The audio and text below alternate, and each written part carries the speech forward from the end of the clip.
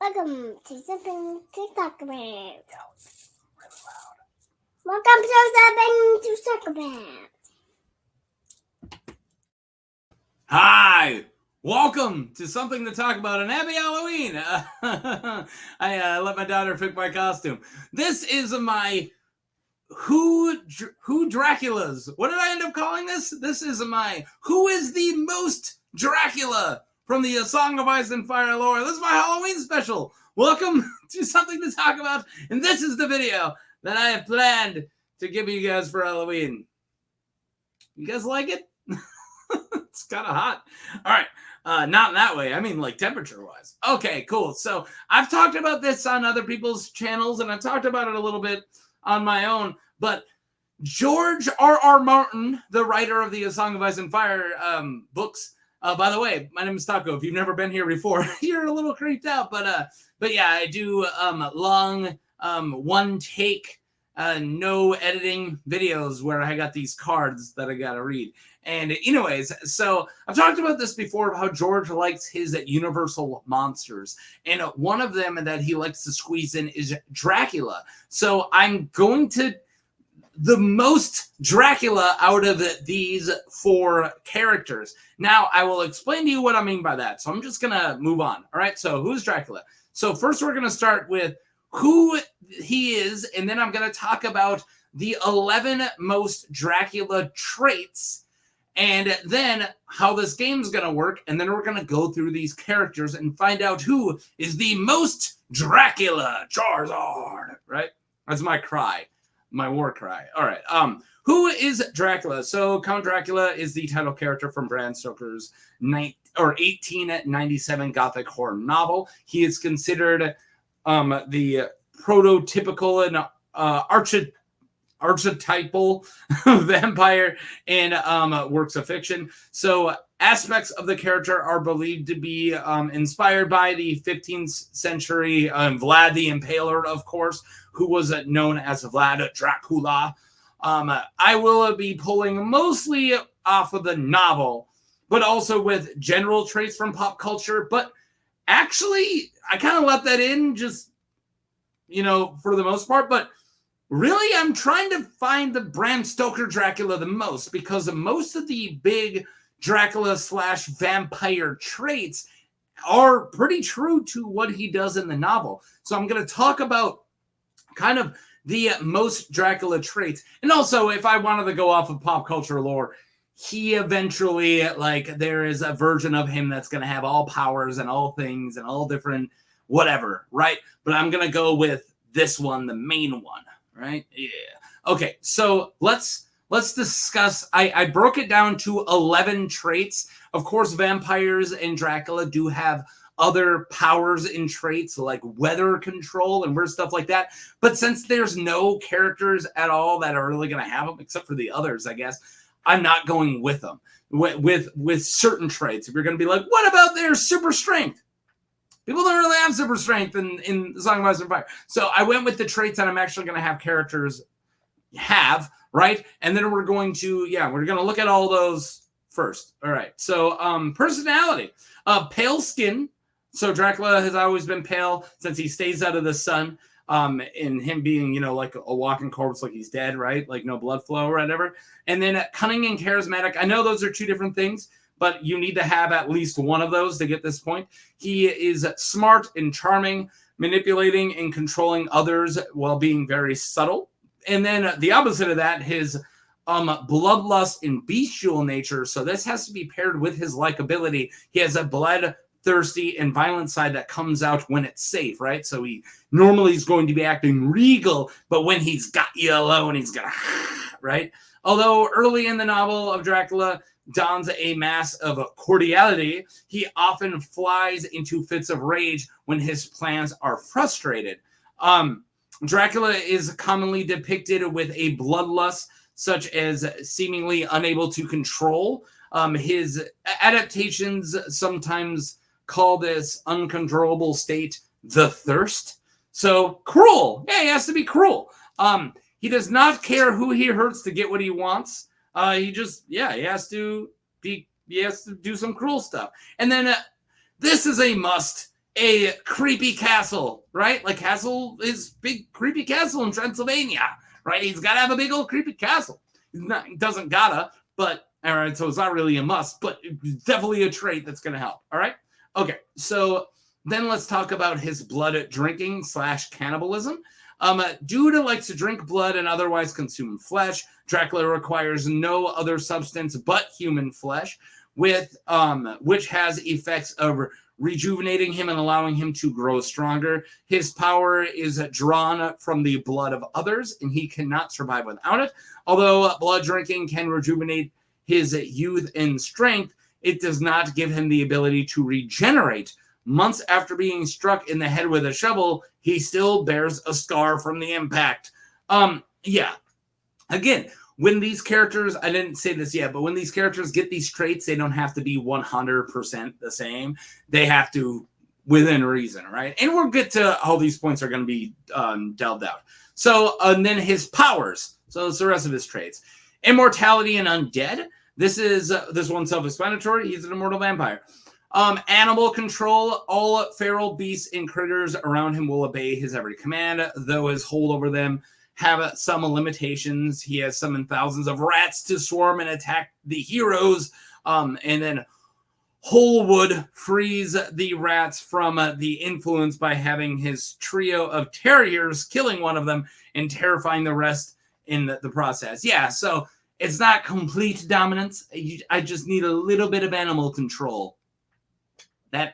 That's what we're going for here. Shapeshift. Dracula can shapeshift at will and grow and become small, grow and small. His featured forms in the novel are being that of a bat, a large dog, and fog or mist. So that's a good one, fog or mist. But when the moonlight is shining, he can travel as elemental dust within its rays. Oh, that's something. Weather control. I did end up taking this one out, I thought. Here, let me check really. Yeah, I did not go back and fix this. I did on all the other individual characters. I did take out weather control just for sorcery. So he is a sorcerer. He has magical stuff. So if a character is a reputed sorcerer or other type of dark magics, they're going to get this point. So I took out weather control completely and just added in sorcery. And then the last one is telepathy. Specifically, he can establish a telepathic bond to those he bites, enabling them to track the location and read their minds. Yeah. So again, telepathy is all he needs. They don't need to do it exactly the same, right? Blood drinking cannibalism is all they need. They don't need to do it exactly the same, right? All these things, I'm explaining how Dracula has them. But pale skin, I don't care the reasoning. Cunning, I don't care, right? They just needed those traits. They don't need them specifically. I'm going to undo this one. Ugh. They don't need them specifically the way that Dracula has them. Okay, let's do the points here. So how this works. There are 11 traits we're going with, giving the character a max of 11 points. So if a character is confirmed to have this trait, he will then get 1 point in full. If he kind of has it, again, this is all my opinion, he will get a half point. And if there is a theory that has it, he will still get half. But if the theory is kind of really tinfoil and there's not a lot to stand on, but a lot of people think, he could get a quarter of it. This is a perfect time to remind you that this is all my opinion and a dumb exercise. This is a Halloween special on a Song of Ice and Fire YouTube. I'm dressed as a Charizard. Okay, if you guys are taking this too serious, let me remind you, I am not. This is a fun, goofy, hey, look, there's Draculas in the Song of Ice and Fire universe. Okay, I want you guys to know, before you get bent out of shape, this is not supposed to be taken too serious. All right, let's get into our first one, and that is Roose Bolton. Roose Bolton is the Lord of the Dreadfort and the head of House Bolton. He is convinced that regular leeching, oh, there we go. That was a right word. He's convinced that regular leeching improves his personal health, which is creepy, so I left it in. And as such, he frequently has himself leech, and has led to some calling him the Leech Lord instead of Liege Lord. You get it. though never to his face. Roose practices the abolished tradition of the first night, which he is discreet with his activities for the most part and amusements in order to avoid attention and possible ire from the Starks, right? His overlords. Though this is how he got Ramsay, by assaulting the miller's wife. Yeah, that is going to be brought up later. That's why I have it here. He has a dark and cold reputation, and eventually does many storyline stuff and red wedding stuff to Robb, right? I don't need to get into all of his stuff right now. He and his family have a ton of mystery around them and many fan theories. Fun fan theories, even. Okay. I just wanted to remind you guys about Roose Bolton. I'm sure you guys all know about him. So let's see how the traits line up, shall we? All right. So pale skin. Yes, it said he has pasty skin. 1 point. Creepy castle. Yeah, the Dreadfort. The Great Hall of the Dreadfort is dim and smoky with rows of torches grasped by skeletal human hands jutting out from the walls. Dude, that's super Dracula. Not to mention they keep torture chambers and a special room where they hang flayed skin of their enemies, including several kings of the north. Creepy as heck. Yeah, no, that is very... Come on, +1. For sure. Cunning and charismatic. He definitely is not charismatic. He ain't going to be telling any jokes anytime soon. But he is very cunning. So I will give him a +1 here. Bloodlust in bestial nature? Actually, no. We have not seen that. We have seen cruel, but we haven't seen him, haven't seen, no, leave that out there. So no. Cruel? Absolutely. His treatment of Ramsay's mother is the number one evidence here to him being cruel. But yeah, of course, red wedding, other stuff. Yeah, he's a cruel dude. Then the rest of his, so we got a part 2 here. Immortality / undead. Well, if you think the very awesome yet very tinfoil bolt-on theory is true, that he is an immortal skin-stealing vampire, yes, if you've never heard of this, this is a real, very big fan theory, then yes. So I'm giving him a +2.5. I'm not giving him a full 5 for that one. All right. Bolt-on does not earn him a 0.5, but a 2.5. I'll give him a quarter. Animal control, no. Shapeshift, no. Sorcery, surprisingly, no. Telepathy, no. And drinking blood / cannibalism, no. I'm not going to give him getting himself leeched as blood drinking, because that's the opposite. He gets his blood drank. So that's it. He's kind of heavy on the first ones, not so much on the others. So don't worry. We tally up all the scores at the end. Okay? All right. So let's get into Danelle Lothston, Mad Danelle Lothston. Known as Mad Danelle, was the Lady of Harrenhal and the head of House Lothston during the reigns of Aerys I and King Maegor Targaryens, respectively, when Lord Brynden Rivers marched on White Walls to squash the Second Blackfire Rebellion.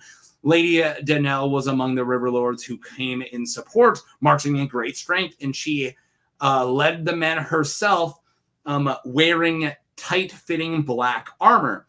Lady Danelle turned to the black arts during the reign of King Maegor I, causing madness and chaos to downfall the Lothston line.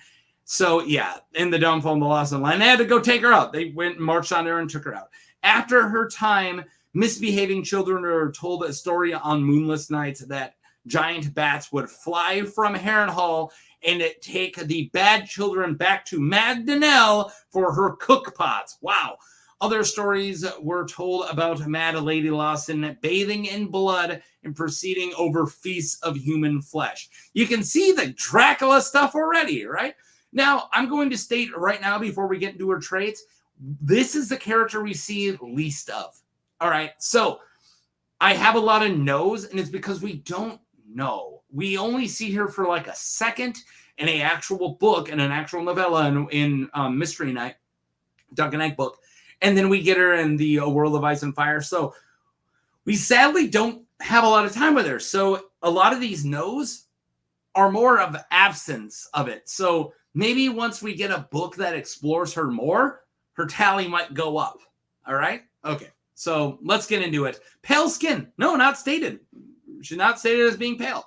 A creepy castle. Absolutely. Harrenhal. And as it is haunted and there's a giant ruin with ghosts and old gods all over. Yeah, +1. Cunning and charismatic. Oh, I say +1 here. Not that we know of. +1. Let me.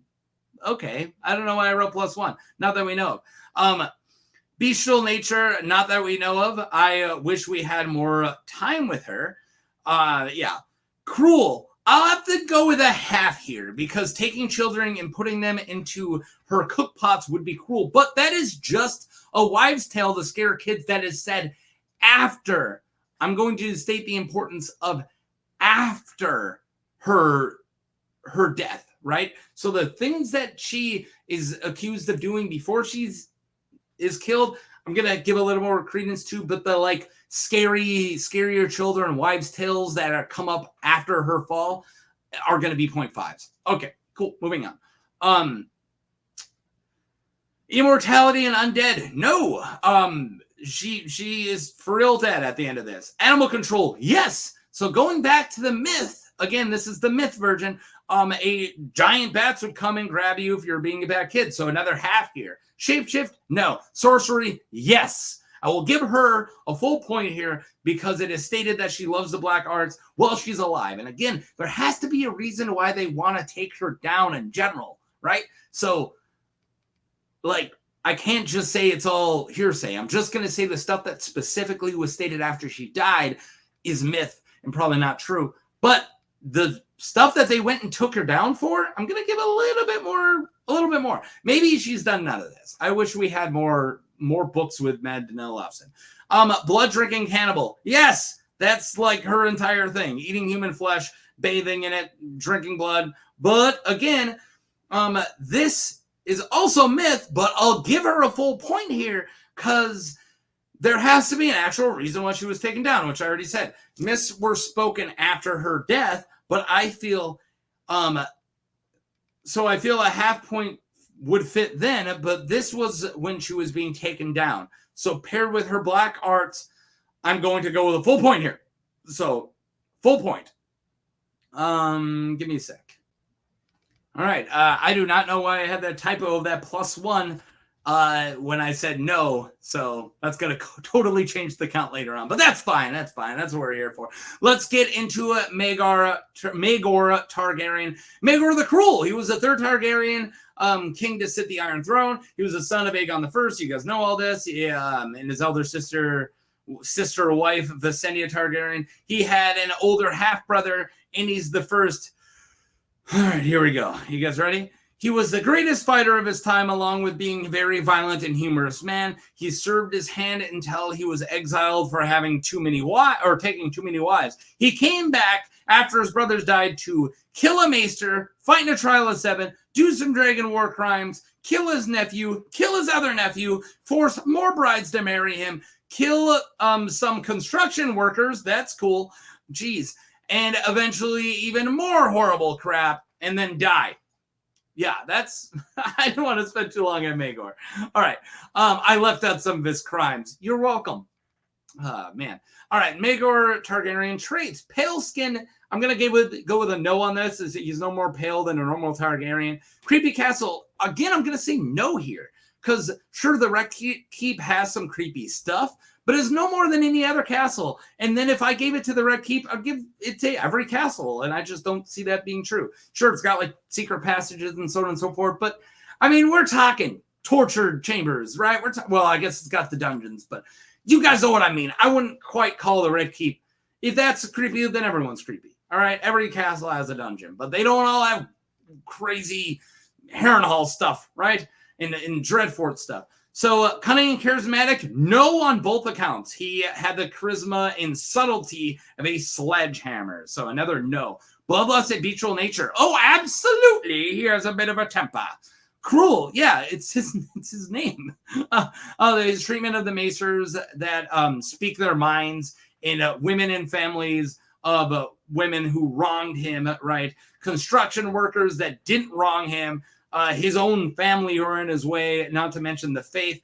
Dude, he's earned his name. He's tortured and killed a lot of friggin' people, right? So, yeah. Immortality and undead. Well, Maybe.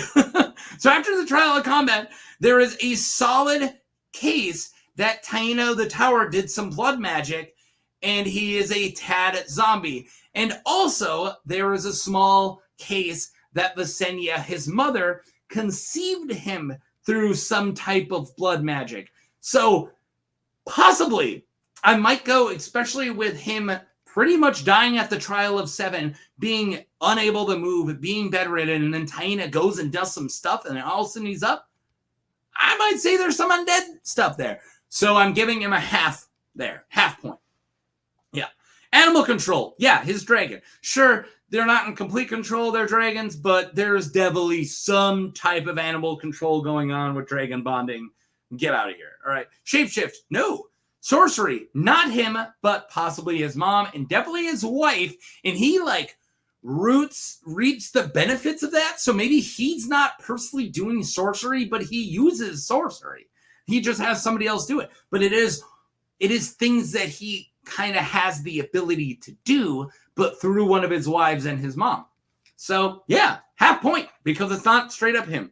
Half point. Telepathy, no. Blood drinking, cannibalism, not that I could find. So I'm going with a no there as well. All right. Final one, guys. We have 4. Here we go. Here's the big one. Brynden Rivers, Bloodraven. Bloodraven, also called, Brynden Rivers, also called Lord Bloodraven, was the bastard son of Aegon the 4th Targaryen, Aegon the unworthy, not unlikely, by his 6th mistress, Melissa Blackwood. He had 2 other sisters, Maya and